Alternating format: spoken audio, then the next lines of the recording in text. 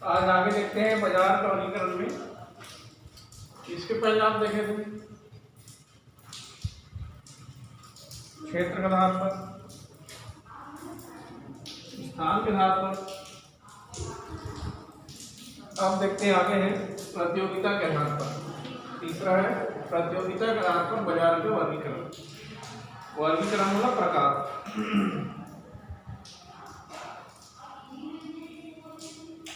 पहला है पूर्ण बाजार, पूर्ण प्रतियोगिता बाजार।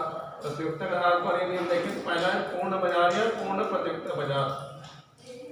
पूर्ण प्रतियोगिता बाजार में बाजार होते हैं जहाँ क्रेताओं और विक्रेताओं की संख्या।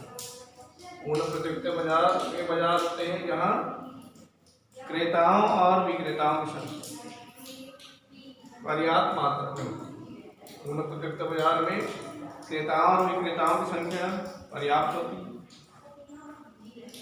मतलब अधिक मात्रा में होती है। पूर्ण प्रतियोगिता बाजार में क्रेताओं विक्रेताओं की संख्या अधिक मात्रा में होती है। पूर्ण प्रतियोगिता बाजार में क्या होती है? क्रेताओं विक्रेताओं में पूर्ण प्रतियोगिता पाई जाती है। क्रेताओं एवं विक्रेताओं में पूर्ण प्रतिस्पर्धा या प्रतियोगिता पाई जाती है। प्रायः पूर्ण प्रतियोगिता बाजार में वस्तु की कीमत एक समान होती है। तो आपको ये जानना है कि पूर्ण प्रतियोगिता बाजार किसे कहेंगे? पूर्ण प्रतियोगिता बाजार वे बाजार होते हैं जहाँ क्रेताओं एवं विक्रेताओं की संख्या अधिक होती है या पर्याप्त मात्रा में होती है। क्रेताओं विक्रेताओं में पूर्ण प्रतिस्पर्धा पाई जाती है, पूर्ण प्रतियोगिता पाई जाती है। पूर्ण प्रतियोगिता के कारण क्या होती है? वस्तु की कीमत में समानता या समरूपता पाई जाती है। दूसरा है अपूर्ण प्रतियोगिता बाजार। अपूर्ण प्रतियोगिता बाजार वे बाजार होती हैं जो पूर्ण प्रतियोगिता बाजार की विपरीत होती है, मतलब क्रेताओं एवं विक्रेताओं की संख्या कम होती है। अपूर्ण प्रतियोगिता बाजार में क्रेताओं एवं विक्रेताओं की संख्या कम होती है। यहाँ पूर्ण प्रतियोगिता नहीं पाई जाती है क्रेताओं विक्रेताओं। अपूर्ण प्रतियोगिता बाजार में क्रेताओं विक्रेताओं की संख्या कम होती है और पूर्ण प्रतिस्पर्धा का अभाव पाया जाता है। पूर्ण प्रतियोगिता का अभाव पाया जाता है और इस प्रकार के बाजार में प्रायः वस्तु कीमत में विभिन्नता या असमानता पाई जाती है। तीसरा है एकाधिकार बाजार। एकाधिकार बाजार वे बाजार होते हैं एकाधिकार बाजार वे बाजार होते हैं जिसमें वस्तु का उत्पादन पर एक व्यक्ति का अधिकार होता है। एकाधिकार बाजार में क्या होता है? उत्पादन पर एक व्यक्ति का अधिकार होता है, यह अधिकार होता है, एक व्यक्ति का अधिकार होता है और वही व्यक्ति क्या करता है? वस्तु की कीमत के निर्धारण करता है। मतलब विक्रेता की संख्या एक होती है, क्रेता की संख्या अधिक होती है, तो वस्तु कीमत के निर्धारण किस प्रकार की जाती है? एकाधिकारी के द्वारा। एकाधिकारी के द्वारा वस्तु की कीमत का निर्धारण किया जाता है। इसमें क्या होती है? एकाधिकारी बाजार में न तो वस्तु की क्या होती है कोई प्रतियोगिता, प्रतिस्पर्धा या प्रतिद्वंदी नहीं होती। एकाधिकार बाजार में क्या होते हैं? वस्तु के उत्पादन पर एक व्यक्ति का अधिकार होता है, इसलिए इसमें क्या होता है? न तो कोई प्रतिद्वंदी होती और न कोई स्थानापन्न वस्तु होती है, इसलिए इसका उत्पादन पर क्या होता है? पूर्ण अधिकार होता है। इस प्रकार के बाजार को हम एकाधिकार बाजार कहते हैं। अब क्या होता है? कार्य के आधार पर या बिक्री के आधार पर। कार्य के आधार पर या बिक्री के आधार पर भी बाजार को 6 भागों में बांटा गया है। मिश्रित बाजार। मिश्रित बाजार किसे कहेंगे? आप यदि सामान्य भाषा में यदि कहें, मिश्रित बाजार वे बाजार होते हैं जहाँ सभी प्रकार की वस्तुओं का क्रय विक्रय किया जाता है। मिश्रित बाजार वे बाजार होते हैं जहाँ सभी प्रकार की वस्तुओं का क्रय विक्रय किया जाता है। सभी प्रकार की वस्तुओं का क्रय विक्रय किया जाता है जब किसी बाजार में, या दूसरे शब्दों में आप ये कहें, जब किसी बाजार में विभिन्न वस्तुओं का क्रय विक्रय किया जाता है तो इस प्रकार के बाजार को हम क्या कहते हैं? मिश्रित बाजार कहते हैं। दिल्ली का चांदनी चौक का बाजार, मेरठ का गोल बाजार, मेरठ में सदर बाजार, रायपुर का गोल बाजार, मेरठ का सदर बाजार, रायपुर का गोल बाजार, इस प्रकार के बाजार हैं जहाँ क्या होता है, सभी प्रकार की वस्तुओं का क्रय विक्रय किया जाता है। दूसरा है विशिष्ट बाजार। विशिष्ट बाजार वे बाजार होते हैं जहाँ विशेष प्रकार की वस्तुओं का, विशिष्ट बाजार वे बाजार होते हैं जहाँ विशेष प्रकार की वस्तुओं का क्रय विक्रय किया जाता है। क्वेश्चन दिया जाता है 2 नंबर का, विशिष्ट बाजार से आप क्या समझते हैं, तो आप क्या बताओगे, विशिष्ट बाजार वे बाजार होते हैं जहाँ विशेष प्रकार की वस्तुओं का क्रय विक्रय किया जाता है। इस प्रकार के जो बाजार होते हैं बड़े शहरों में, विशिष्ट बाजार क्या होते हैं, बड़े शहरों में, बड़े बड़े जो नगर है, महानगर है, यहाँ इस प्रकार के बाजार देखने को मिलती है। नमूने का बाजार। तीसरा है नमूने का बाजार। नमूने का बाजार किसे कहेंगे, जहाँ वस्तुओं का क्रय विक्रय नमूना के द्वारा होता है। नमूना जानते हैं, हमको क्रय विक्रय करना है, जैसे हम मान लो विक्रेता है, तो विक्रेता है तो हम क्या करते हैं, जितने भी वस्तु हमारे पास है इन सभी वस्तु की नमूना दिखा करके ग्राहक को क्या करते हैं, नमूना दिखा करके जितने भी वस्तुएं इनकी हम नमूना रखते हैं, थोड़ी थोड़ी मात्रा में रखा जाता है, इसकी अलग अलग नमूना होता है। नमूने के आधार पर इनको हम क्या करते हैं, विक्रेता है क्या करता है, नमूना बना करके क्रेता को दिखाता है कि आपको कौन सी वस्तु चाहिए, कैसी वस्तु चाहिए, उसी के आधार पर भी हम क्या करते हैं, वस्तुओं को बेचते हैं। जब कोई वस्तु नमूने के द्वारा, यदि आप ध्यान दो, जब कोई वस्तु नमूनों द्वारा या नमूने द्वारा क्रय विक्रय किया जाता है, जब कोई वस्तु है क्या है, नमूने के द्वारा क्रय विक्रय किया जाता है, किसी बाजार का हम नमूने द्वारा बाजार करते हैं।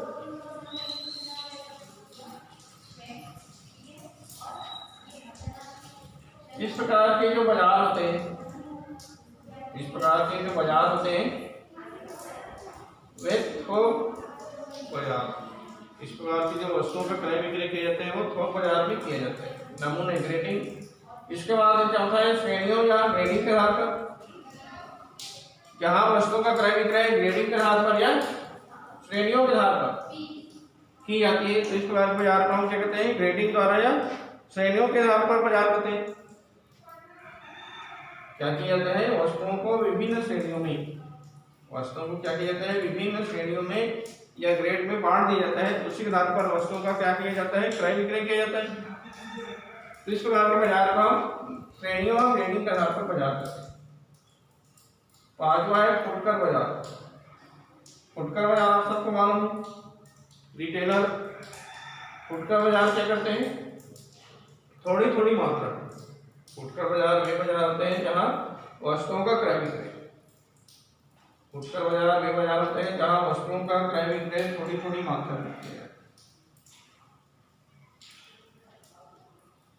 ध्यान से सुनो, फुटकर बाजार किसे कहेंगे, फुटकर बाजार वे बाजार होते हैं जहाँ वस्तुओं का क्रय विक्रय थोड़ी थोड़ी मात्रा में की जाती है। इस प्रकार के बाजार को हम फुटकर बाजार कहते हैं। थोक बाजार, थोक बाजार वे बाजार होते हैं जहाँ वस्तुओं का क्रय विक्रय, वहाँ वस्तुओं की क्रय विक्रय या बिक्री बड़े पैमाने पर की जाती है। जहाँ वस्तुओं का क्रय विक्रय या बिक्री में बड़े पैमाने पर होता है उसको हम क्या कहते हैं, थोक बाजार कहते हैं। थोक बाजार में क्या होती है, जो थोक व्यापारी होते हैं वे उत्पादन करता से, थोक व्यापारी होते हैं क्या करते हैं, उत्पादन करता से मांग खरीदते हैं और फुटकर व्यापारी को बेचते हैं। इसमें क्या होती है, फुटकर व्यापारी में और थोक व्यापारी में, फुटकर व्यापारी थोड़ी थोड़ी मात्रा में और थोक बाजार बड़ी बड़ी मात्रा में, जहाँ बड़ी बड़ी मात्रा में वस्तुओं का क्रय विक्रय किया जाता है। इस प्रकार के बाजार को हम थोक बाजार कहते हैं। वैधानिकता की दृष्टि से पहला है वैध बाजार या उचित बाजार। वैध बाजार या उचित बाजार किसे कहेंगे, जहाँ वस्तुओं का क्रय विक्रय सरकार की नीतियों की तरह। जहाँ वस्तुओं का क्रय विक्रय क्या की जाती है, सरकार की नीति या नियम के तहत की जाती है। सरकार की नियमों का पालन किया जाता है। ज्यादा आपको यह समझना है, जहाँ क्रय विक्रय किया जाता है तो सरकारी नियम के तहत कानून का पालन करके वस्तुओं का क्रय विक्रय किया जाता है।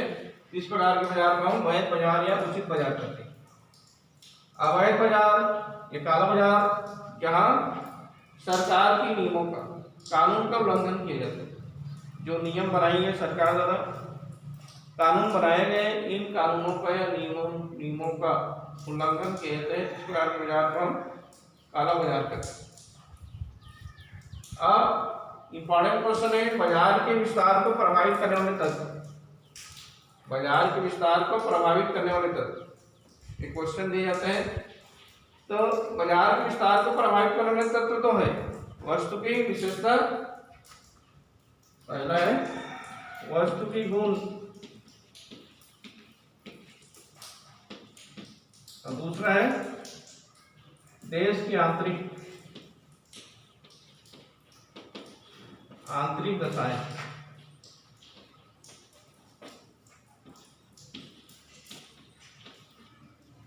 तो आपको क्वेश्चन दिया जाएगा, बाजार के विस्तार को वस्तु के गुण या विशेषताएं किस प्रकार प्रभावित करती हैं।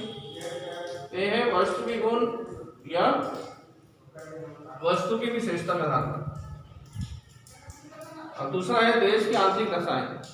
देश की आंतरिक दशाएं भी बाजार के विस्तार को प्रभावित करती हैं। तो पहला देखते हैं वस्तु की गुण या विशेषताएं। तो पहला है व्यापक मांग। जिन वस्तुओं की मांग, बाजार के विस्तार के लिए वस्तु की मांग का व्यापक होना आवश्यक है।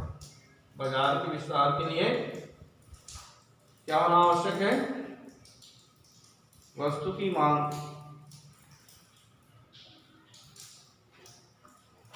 तो पहला व्यापक मांग में क्या बता रहा हूं, बाजार के विस्तार के लिए वस्तु की मांग का होना आवश्यक है। सामान्यतः जिस वस्तु की मांग अधिक होती है, सामान्यतः जिन वस्तुओं की मांग अधिक होती है, व्यापक होती है, उन वस्तुओं का बाजार क्या होता है, काफी विस्तृत होता है।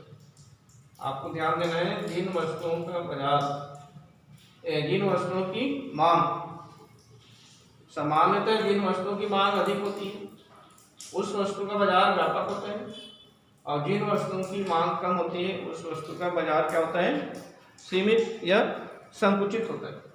ठीक है, सामान्यतः आपको बताना है, सबसे पहले बताना है वस्तु की मांग, व्यापक मांग।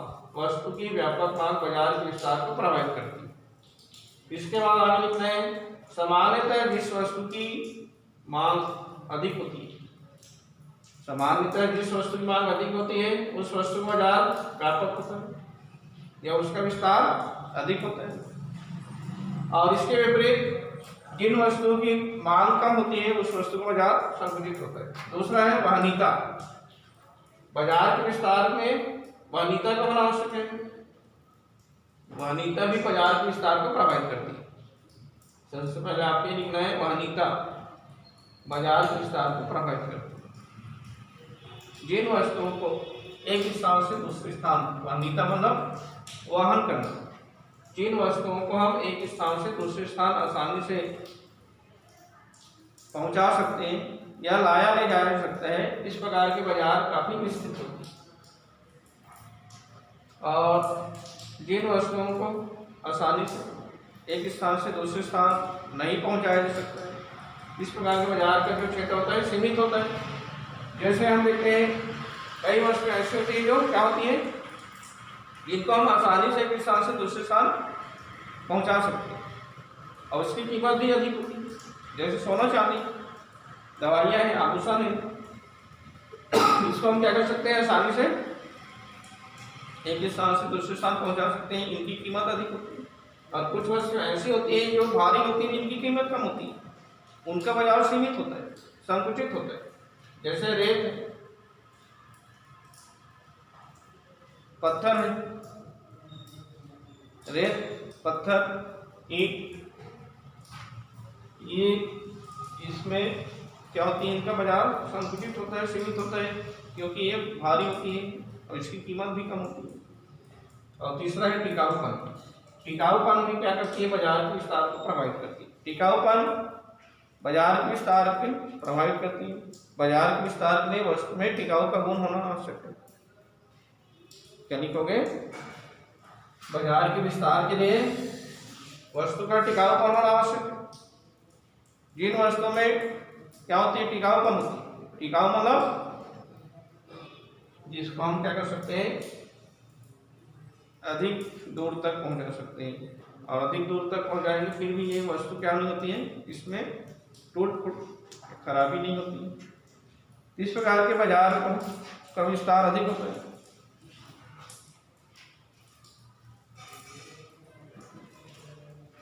दूसरी बात है, टिकाऊ मतलब लंबे समय तक हमको अपनी सेवाएं प्रदान करती है। जो वस्तु हमको अपनी लंबे समय तक सेवाएं प्रदान करती है या सुरक्षित रखा जा सकते हैं, ऐसे वस्तु का बाजार क्या होता है, विस्तृत होता है। कपड़ा है, उपकरण है, सोना है, चांदी है, ये जो वस्तु होती है ये क्या होती है, टिकाऊपन होती है, तो इसका बाजार विस्तृत होता है। और इसके विपरीत जो वस्तु क्या होती है, क्षण भंगुर होती है, जिसमें टूट फूट अधिक होती है, जिसको अधिक समय तक नहीं रखा जा सकता, तो इस प्रकार के बाजार का क्षेत्र संकुचित होता है। पूर्ति की पर्याप्तता। पूर्ति की पर्याप्तता भी बाजार के विस्तार को प्रभावित करती है। पूर्ति की पर्याप्तता भी बाजार के विस्तार को प्रभावित करती है। अब इसमें बताना है, मांग के आधार पर जिस वस्तु की पूर्ति, मांग के आधार पर जिस वस्तु की पूर्ति को क्या किया जा सकता है, बढ़ाया जा सकता है। मांग के आधार पर जिस वस्तु की पूर्ति को बढ़ाया जा सकता है, उस वस्तु का बाजार विस्तृत होगा। मांग और पूर्ति में समायोजन, जहां मांग और पूर्ति में समायोजन होता है उस वस्तु का बाजार विस्तृत होता है। और जहां मांग के आधार पर पूर्ति को नहीं बढ़ाया जा सकता, जहां मांग के आधार पर पूर्ति को हम नहीं बढ़ाएंगे, तो ऐसे वस्तु का बाजार क्या कहलाएगा, क्या होगा, सीमित होगा। तो पूर्ति की पर्याप्तता, मांग के आधार पर उस वस्तु की पूर्ति होनी चाहिए। मांग के आधार पर यदि उस वस्तु की पूर्ति नहीं हो रही है तो स्वाभाविक उस वस्तु का बाजार सीमित हो। इसलिए वस्तु के बाजार के विस्तार के लिए मांग के आधार पर पूर्ति में समायोजन का होना आवश्यक है। स्थानापन्न वस्तुओं की उपलब्धि। स्थानापन्न वस्तुओं की उपलब्धि भी क्या करती है, बाजार के विस्तार को प्रभावित करती है। स्थानापन्न वस्तुओं की उपलब्धि, जिन वस्तुओं की स्थानापन्न वस्तु, जिन वस्तुओं की स्थानापन्न वस्तुएं होती है तो उस वस्तु का बाजार सीमित होता है, क्योंकि ये वस्तु उपलब्ध नहीं है तो उसके स्थान पर में उस प्रकार की दूसरी वस्तु का क्या कर सकता है, उपभोग कर सकता है। इसलिए जिन वस्तुओं की क्या होती है, स्थानापन्न वस्तु, उस वस्तु का बाजार संकुचित होता है, उस वस्तु का क्षेत्र सीमित होता है। और इसके विपरीत जिन वस्तुओं की स्थानापन्न वस्तुएं नहीं होती है उन वस्तुओं का बाजार काफी विस्तृत होता है, क्योंकि उनको खरीदना ही है, वे वस्तु ही चाहिए, इनकी कोई स्थानापन्न वस्तु नहीं है। तो ऐसी स्थिति में क्या होगा, वस्तु का बाजार काफी विस्तृत होगा। कीमत की स्थिरता है, कीमत की स्थिरता भी बाजार के विस्तार को प्रभावित करती है। आप सबको मालूम है, जिस वस्तु कीमत में स्थिरता रहती है, समानता रहती है, उतार चढ़ाव नहीं होता, उस वस्तु का बाजार विस्तृत होता है। क्या है, बाजार के विस्तार में कीमत भी क्या करती है, प्रभावित करती है। यदि कीमत में उतार चढ़ाव बदलाव होता रहे तो ऐसी वस्तु का बाजार संकुचित होगा। इस प्रकार कीमत की स्थिरता भी बाजार के विस्तार को प्रभावित करती है। तो ये क्वेश्चन दिया जाता है परीक्षा में, बाजार के विस्तार को प्रभावित करने वाले तत्व, तो इसमें वस्तु के गुण, आप ये भी क्वेश्चन दे सकते हैं, वस्तु के गुण बाजार के विस्तार को किस प्रकार प्रभावित करते हैं। तो गुण को लिखोगे, वस्तु के गुण है। अब कल बताएंगे देश की आर्थिक दशाएं बाजार के विस्तार को किस प्रकार प्रभावित करती है। ठीक है।